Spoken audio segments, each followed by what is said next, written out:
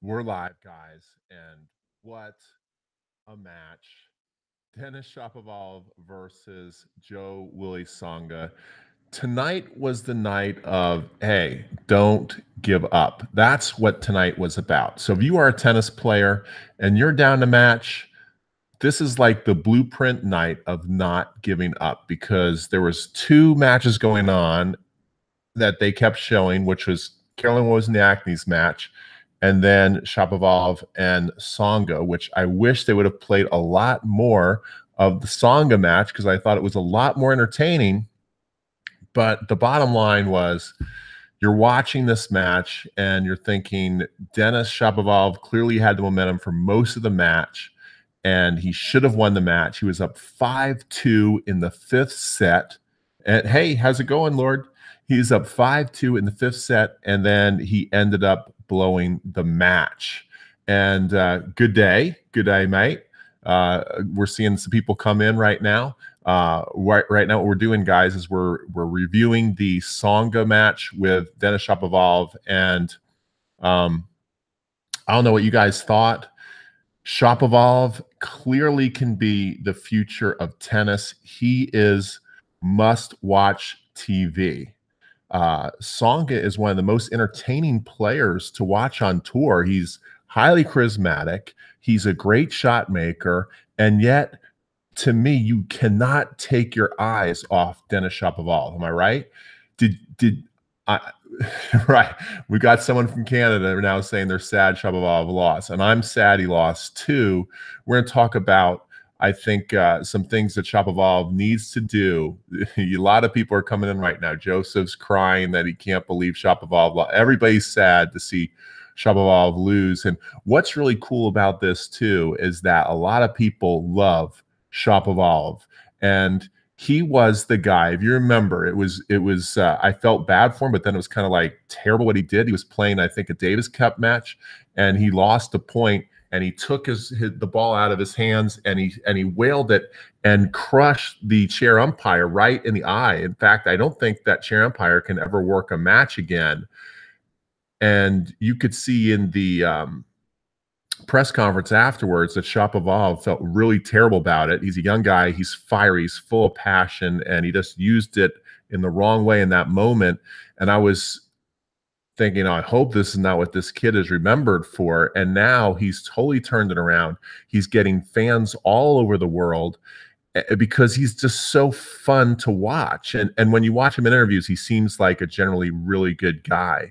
But he could not pull it out tonight because why? Tsonga had the experience. He kept plugging away. He didn't give up. And let's face it, Shapovalov Kyrgios would have been a great match. Oh my gosh, can you imagine that? Joseph said that would have been a great match. Another one says, haven't seen a better one-hander from a lefty. Can you think of McEnroe somewhere outburst? Yeah, he's fiery, and he's got a beautiful backhand. By the way, did you guys see the backhand in the fifth set where he leaped in the air? You know how two-handers kind of do that when the ball is high? They kind of like jump in the air and then they crush their two-hander. Well, Shapovalov did that with the one-hander. I've never seen someone with a one-hander jump up so high and crush the backhand. Have you guys seen that? By the way, we are seeing some thumbs up coming in. Thank you for the thumbs up. Please give this a thumbs up if you like this. Here's what I thought after watching that match. Shapovalov had the match on his racket. I think when Shapovalov is going to play a lot of people because of his shot making ability, it's going to be up to him if he is going to win or lose. But what I found as I was quickly becoming, every time I watch Shapovalov play, I become more and more of a fan of his. I like love to watch him play. He's got the energy of Rafa, the shot making of Federer. We're getting more thumbs up. Thank you very much. But here's what I find about it. He's fun to watch. He's hard to watch. And what I mean by that is he can unload some unforced errors in a hurry. Do you guys agree with that? Like if he's going to be a top tenor, he is going to have to shut down those unforced errors, especially in key moments. Every time he got the lead, he would just start spraying balls. I think he gets a little, because when you get nervous, you kind of have that flight or fight mentality to where uh, you're either going to kind of maybe push a little too much because you're so nervous and you can't hit out on the ball, or you just totally start wailing away. And I think those are both signs of nerves. And I think when he gets nervous, he just starts hitting a ton of unforced errors. I mean, he's not even close to the court. Some of his double faults were way out. Like, did you guys see that? He was hitting some double faults that were landing like right there. A lot of double faults. He was hitting. He was pulling some backhands, way off the doubles alley. And that's something that if he's going to really compete and go through 2 weeks and beat the best players in the world, he is going to have to learn how to shut that down. If he can get rid of those unforced errors, he can easily be top 10, maybe even number 1 in the world someday. I think people would love to see him be number 1 in the world. Who would like to see this kid one day be number 1 in the world? And who thinks that he might be number 1 in the world one day? Or is he too erratic? Is he going to be one of those players that's just like addictive to watch, but just his own worst enemy? Because tonight he was his own worst enemy. He clearly fights to the death. That's what I love about him. I mean, he fights. He's got energy. It's not like watching maybe someone like a Curious or Monfils from time to time, to where they have all the talent, but then you can also see them dog it and their energy goes up and down. His energy is consistent. His fight is consistent, but he just misses too much. But remember, as we just had someone comment, he's only 18, but it is still a big hole in his game. I don't think it's a small hole in his game. I think it is a big red flag that he is going to have to tighten up and get a lot more consistent, because I've seen this from him before. And when he gets, when his game is on, he's so fun to watch. But when he goes off, it's hard to watch. Future Grand Slam winner, might not be consistent number 1, but slams in him. Yes, I think so. Rod Laver, I was lucky to see we got the Newcomb hat here. I was out at Tennis Fantasies. Rod Laver was there. Rod Laver loves Denis Shapovalov and thinks he will be number 1 in the world and a multiple Grand Slam winner. He loves this kid, and I think everybody does. But let's not take anything away from what Tsonga did tonight. And I want that to be the lesson of the night for everybody, is that when you get down, do not give up. Because what we saw in 2 matches tonight, in the Wozniacki match and this match, that it is harder to win the match than you think. Like, you might think that you're playing terrible and that your opponent's got it all together.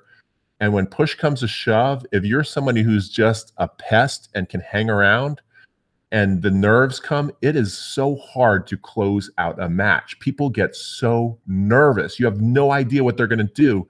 So you've got to test them.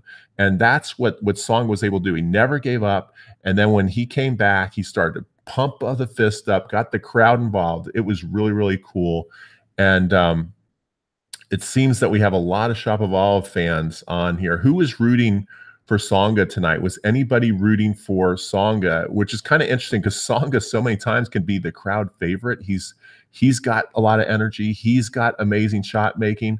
And yet the flair of this kid, it kind of took away from what Tsonga was able to do. It took away from what Tsonga was able to do, and he was able to do something really awesome tonight. And Tsonga had a lot of great shot making tonight. He did a lot of great things out on that court.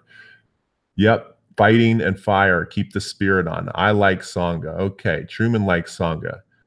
When he's 21 or so, he's going to make Grand Slam and final material. I think so. He's just got to tighten up his game. That's the word I have, is he's got to tighten up his game, keep all the flair, maybe let go of a little of flair, I guess, and just keep more balls in play under pressure situations. He's got the speed to really annoy people. That's the thing too. If he learned the right time to turn his speed into, right now what he does is he uses his speed for explosion and amazing defense. But if he uses that speed for kind of like pesky, annoying consistency from time to time, like Djokovic can do, he's going to be really tough to beat. I don't know if he has that in him, if he has that, upstairs, but if he did, that would be awesome.